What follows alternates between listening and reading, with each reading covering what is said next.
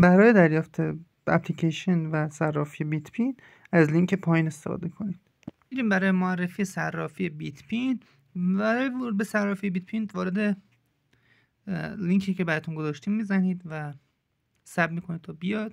خب وارد همچین صفحه‌ای میشید. توی ثبت نام اول شماره موبایل یا ایمیلتون میزنید، رمز عبور رو میزنید و ثبت نام رو انجام میدید. بعد اینکه ثبت نام کردید وارد خود برنامه میشید. وقتی وارد برنامه شدید از قسمت این بالا بهتون نشون میدم این آدمک رو میزنید.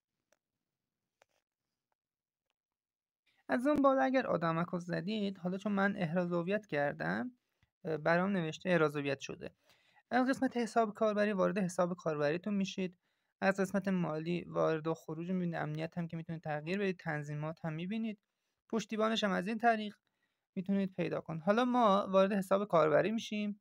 بعد اینکه اون در واقع حساب کاربری رو زدید، اینجا وارد که میشید نام خانوادگیتون و نوع سطحتون و فلان رو میاره. شما از این قسمت ها باید احراز هویتتون رو انجام بدید. زمانی که احراز هویت رو انجام بدید و حالا در واقع کارت ملی و بعد اون متنی که خواسته رو گفتید، احراز هویتتون انجام میشه.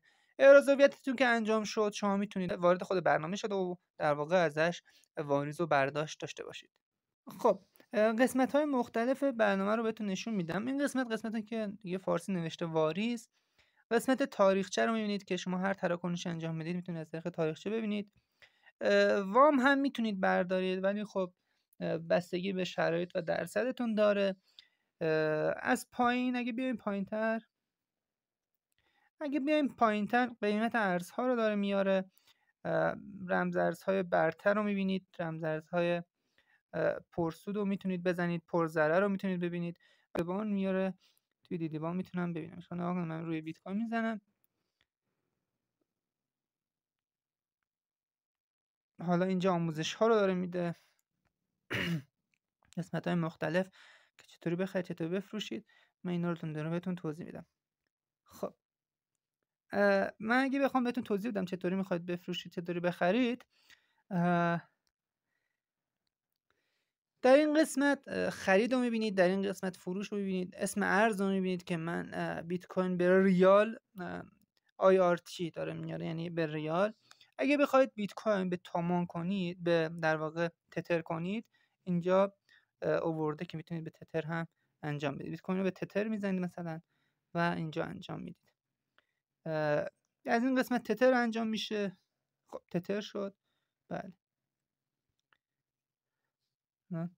بیت کوین به تتر شد. شما میتونید از این قسمت خرید و فروش ها رو انجام بدید. سفارش های لیمیت رو میتونید بذارید، یعنی محدوده مشخص کنید براش که چطوری خرید و فروش انجام بده، در چه قیمتی خرید و فروش انجام بده. سفارش مارکت میتونید انجام بدید. اینا در واقع اوردر گذاری ها رو در یه قسمت جداگانه توضیح میدم، ولی خب اینجا صرفا اومدم بهتون توضیح بدم که از این طریق هم میشه خرید و فروش انجام داد. اما برگردیم به بحث نمای کلی. این بحث که در واقع بیایم بالا این نمای کلی برنامه نشون بدم. این بحث خانه است، این بازارها رو بهتون نشون میده، یعنی اتریوم و بیت کوین و امثال هم ارزهای مختلف. و از این قسمت میتونید معامله کنید، معامله باز کنید. خرید آسان هم، یعنی سریع انجام میده خریدار رو، راحت تر نشون میده بهتون. بحث کیف پول هستش که کلا هر چی دارید رو تو این قسمت نشون میده. خب برمیگردیم به خانه. ما وقتی خانه رو میزنیم احراز هویتمون الان انجام دادیم دیگه. وقتی احراز هویت انجام دادید میتونید معاملاتتون رو اینجا انجام بدید. واریزی رو از این قسمت واریز بزنید و اگه قسمت واریز رو بزنید به دو تا در واقع قسمت جداگانه وارد میکنه. یعنی میگه یا از طریق تومان انجام میدید یا از طریق ارز دیگه. واریزهای رمز ارز، اگه بزنید روی رمز ارزها بزنید واریز رمز ارز بیاره، باید مشخص کنید که در واقع چه ارزی و واریز میخواید بکنید و ازش استفاده کنید. واریز به تومان نوشته که نگاه کنید. ما واریز تومان رو بهتون میگیم که میتونید از طریق شبا وارد کنید، شناسه دار باشه، کارت به کار باشه، واریز مستقیم باشه. و واریز آنلاین که هنوز به خاطر یه سری اتفاقاتی که برای بانک مرکزی افتاده هنوز بسته هستش. از این طریق میتونید واریز ها رو انجام بدید. واریز های رمز ارز، مثلا من انتخاب میکنم میخوام تتر واریز کنم از یه صرافی دیگه، یا حالا یه نفر برام تتر واریز کنه، روی تتر میزنم و شبکه خودتون رو باید مشخص کنید که به خاطر این من بیت پین انتخاب کردم که خیلی دقیق براتون میاره.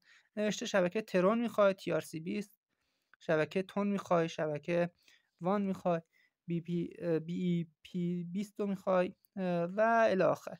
به خاطر این گفتم حالا چیزهای مختلف، شبکه مختلف رو براتون میاره. شبکه پالیگون هم که باید نگاه کنید در حال بروزرسانی و بسته است دیگه.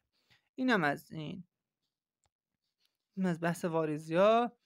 احرازاویت هم اگه دیدید انجام نشده، قسمت آدمک رو میزنید، از اون قسمت براتون میاره.